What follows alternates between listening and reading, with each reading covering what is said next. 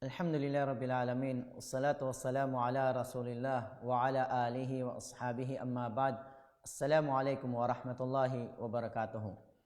Ngayon, ang ating tatalakayin ay ang pagsapit ng huling sandali at ang mga palatandaan nito. Unang-una, hindi nilikha ng Allah subhanahu wa ta'ala ang daigdig upang manatili ito. Sa makatuwid, darating ang panahon na mayroong pagwawakasan. Ito yung sinasabing pagsapit ng huling sandali. Ang Allah subhanahu wa ta'ala ay nagpahayag patungkol sa huling sandali na kanyang sinabi sa banal na Quran, A'udhu billahi minasyaitanir rajim, Inna sa'ata la'atiyatun la rayba fiha, walakin aktharan nasi la yu'minun. Katotohanan, tunay na ang huling sandali ay talagang darating. Walang pag-aalinlangan dito. So, ibig sabihin talagang darating ang huling sandali. At sinabi pa ng mga tao na hindi mananampalataya, وَقَالَ الَّذِينَ كَفَرُوا لَا تَأْتِينَ السَّاعَةِ قُلْ بَلَى وَرَبِّي لَتَأْتِيَنَّكُمْ. Ang ibig sabihin noon, nagsabi ang mga tumangging sumasampalataya, hindi darating sa amin ang huling sandali. Sabihin mo, abay hindi. Sumpaman sa aking Panginoon na talagang darating ito para sa inyo. Sa makatuwid, walang pag-aalinlangan na darating sa atin ang huling sandali. Ang huling sandali ay ito ay nakalingid. Tanging si Allah lamang ang nakakaalam nito, ngunit nagbigay ng mga palatandaan bago darating ang huling sandali. So ito yung pag-uusapan natin, kasama sa pag-uusapan natin. Ang pagsapit ng huling sandali ay may dalawang palatandaan. Ito yung maliit na mga palatandaan at malaki na mga palatandaan. Ang mga maliit na mga palatandaan ay mayroong tatlong pananaw dito ang ating mga pantas. Ang unang pananaw nila ay mga palatandaan na nangyari na at hindi na ito mangyayari muli. Ano yun? Ang pagpapadala kay Propeta Muhammad sallallahu alaihi wasallam at ang kanyang kamatayan. Ito ay nangyari na at hindi na mangyayari muli. Ang ikalawang pananaw ng mga scholar ay mga palatandaan na nangyari na, ngunit sa kasalukuyang nangyayari pa rin. Ano ito? Ito yung patayan, paglindol, pagyanig, yung nagiging hayag na, ang pakikiapid. So ito ay patuloy pa rin nangyayari.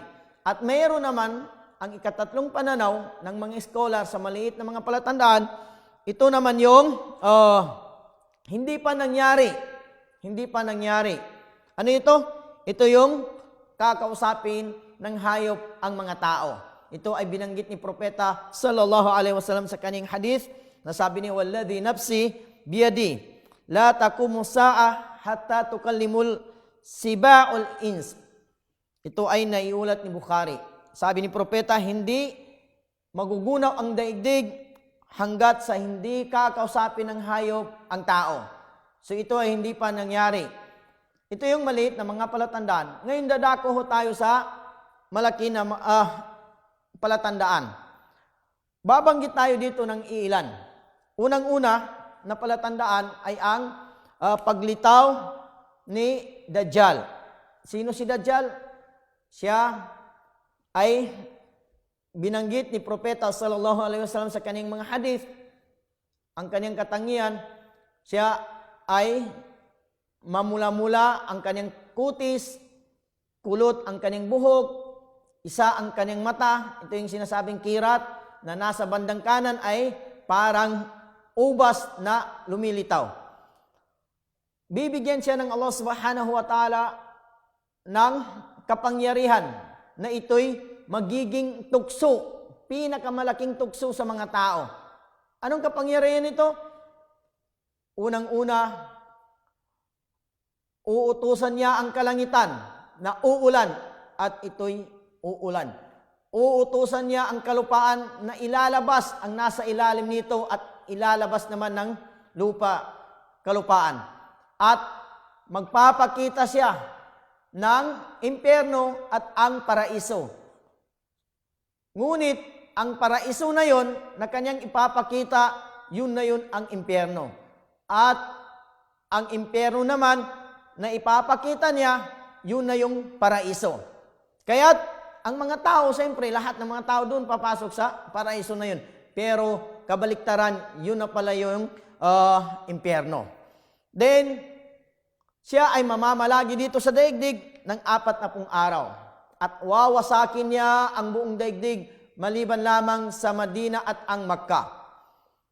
Pagkaraan nun, dahil sa tukso na magiging laganap sa kalupaan, bababa ngayon si Propeta Isa alayhis salam. Saan bababa? Sa Damascus sa madaling araw.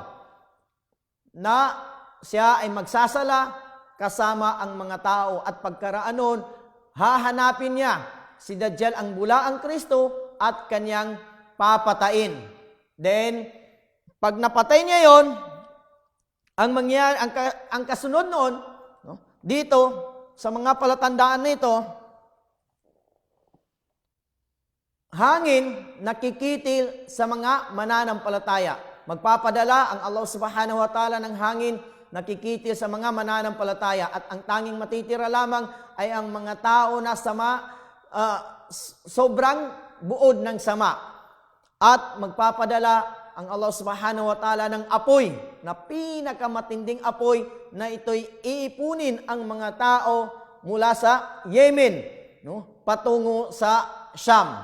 Then pagkaraan noon ay uutusan ng Allah subhanahu wa ta'ala si Israfil na ihipan ang tambuli at mamamatay ang lahat ng tao. Iyan yung sinabi ng Allah subhanahu wa ta'ala sa banal na Quran, وَنُفِخَ فِي الصُّورِ فَصَعِكَ مَنْ فِي السَّمَاوَاتِ وَمَنْ فِي الْأَرْضِ إِلَّا مَنْ شَاءَ اللَّهِ. Sabi dito, at iihip sa tambuli at mamamatay ang sino man nasa mga kalangitan at nasa kalupaan, maliban lamang sa sino man niloob ni Allah subhanahu wa ta'ala. At kasama doon, pag namatay na ang lahat ng tao at nais ng buhayin muli ng Allah subhanahu wa ta'ala, siya ay magpapadala ng ulan upang manumbalik ang katawan ng mga tao. At kapag ninais na ng Allah subhanahu wa ta'ala na buhayin ang mga tao, ang una niyang bubuhayin ay si Israfil. Then, utusan niya ito na ihipan muli sa ikalawang pagkakataon at mabubuhay ang mga tao. Ito yung sinabi po ng Allah subhanahu wa ta'ala sa banal na Quran, وَنُفِخَ فِي الصُّورِ فَإِذَا هُمْ مِنَ الْأَجْدَاثِ إِلَى رَبِّهِمْ يَنْسِلُونَ. Sabi po ng Allah, at iihip muli sa tambuli at walang anong-ano sila, buhat sa mga libingan ay dali-daling magsisilabasan patungo sa kanilang Panginoon. So dito harap ang mga tao sa kanilang Panginoon. At ang unang ilalabas ng Allah subhanahu wa ta'ala sa lupa ay ang ating mahal na propeta sallallahu alaihi wasallam. Ito ay nabanggit sa kanyang hadith. At iipunin ng Allah subhanahu wa ta'ala sila sa isang puok.